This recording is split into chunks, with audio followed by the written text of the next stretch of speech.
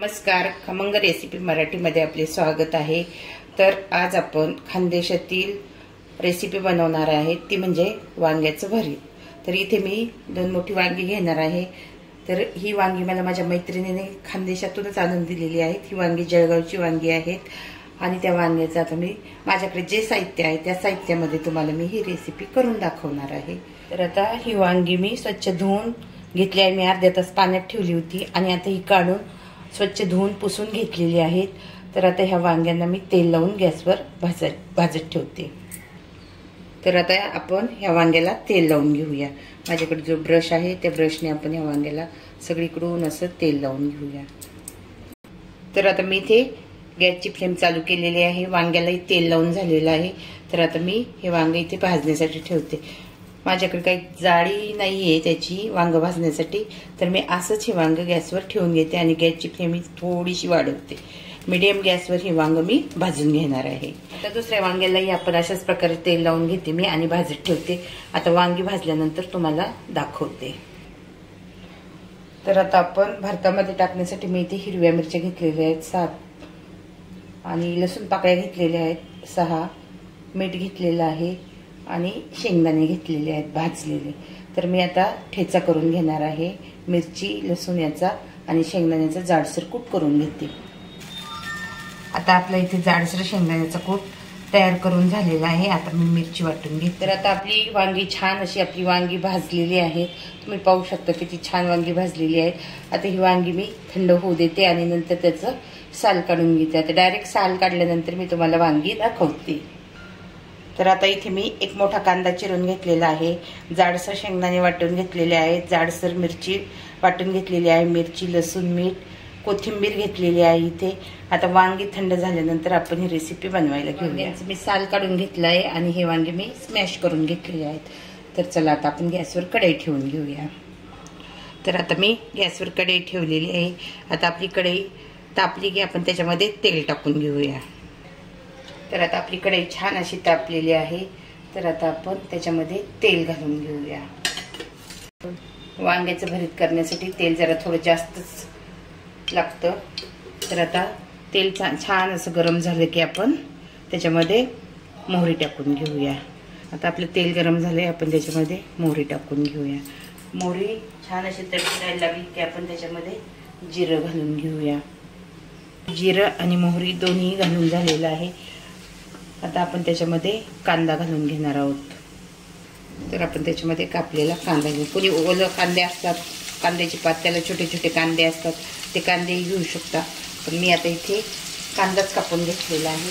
तर आता हा कांदा आपण छान असा परतून घेऊया।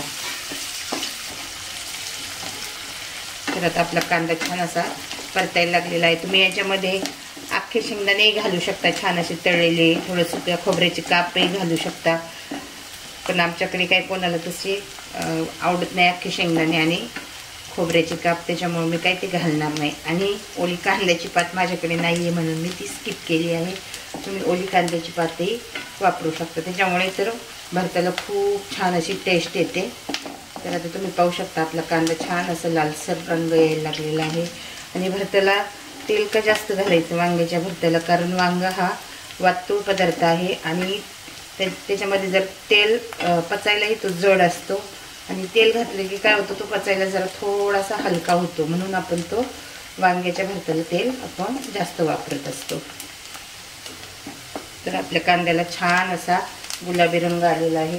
तर आता आपण जो लसूण मिरची मीठ याचा ठेचा करून घेतलेला आहे तो ठेचा आपण याच्यामध्ये घालून घेणार आहोत। मी ठेच्यातच मीठ घातलेलं आहे, त्याच्यामुळे आपल्याला वरून मीठ टाकायची काय गरज नाहीये। ते आपल्याला छान असं परतवून घ्यायचं आहे। आता आपण याच्यामध्ये थोडीशी हळद घालून घेणार आहोत। बरेच जण हळद स्किप करतात, परंतु मला आवडते हळद घातलेली आणि हळद ही आपल्या शरीरालाही चांगली असते, त्याच्यामुळे मी वांग्याच्या भरतामध्ये हळद घालते। खानदेशामध्ये शक्यतो काही बायका हळद घालत नाहीये। तर आता छान असा आपला ठेचाही छान असा परतून झालेला आहे। आपण आता याच्यामध्ये थोडीशी कोथिंबीर घालून घेणार आहोत। तेलामध्ये कोथिंबीर घातली की भरीत छान लागतं। आपण वरूनही घालणार आहोत आणि आपण तेलामध्ये कोथिंबीर घालून घेतलेली आहे। तर आता आपण जो जाडसर शेंगदाण्याचा कूट करून घेतलेला आहे तो शेंगदाण्याचं कूट मी घालून घेते याच्यामध्ये। जाडसर शेंगदाण्याचं कूट मी का केलं, कारण शेंगदाणे दाताखाली आले की त्याची चव खूप छान अशी लागते, म्हणून मी शेंगदाण्याचा कूट हा जाडसर करून घेतलेला आहे। तुम्ही अख्खे शेंगदाणे भाजून अर्धे केले तरी चालू शकतात, आणि हे शेंगदाणे मी भाजून घेतलेले आहेत, त्याच्यामुळे तर चवीला अगदी छान असे लागतात। तर आता हे छान असं परतलं की आपण त्याच्यामध्ये जी वांगी भाजून घेतलेली आहेत ती वांगी आपण त्याच्यामध्ये घालून घेणार आहोत।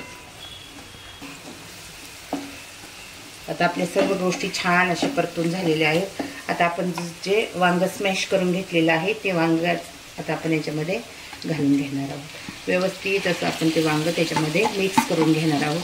छान असं मिक्स झालं की वांग्याची टेस्ट खूप छान लागते आणि भरीत चवीला अप्रतिम असं लागतं। तर मी व्यवस्थित असं वांग आता परतून घेणार आहे।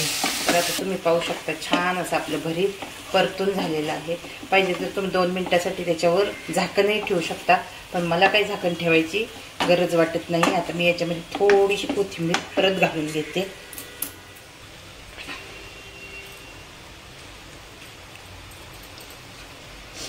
कोथिंबीरीमुळे तर एकदम अप्रतिम असं वांग्याचं भरीत लागतं। हे भरीत ज्वारीच्या भाकरी बरोबर तर खूप छान लागतं, चपाती बरोबरही छान लागतं।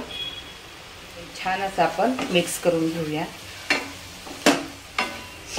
आता छान असं मिक्स झालेलं आहे आणि आता हे भरीत आपण गॅस बंद करून घेऊया भरताचा। अशा रीतीने आपलं छान असं टेस्टी भरीत तयार झालेलं आहे।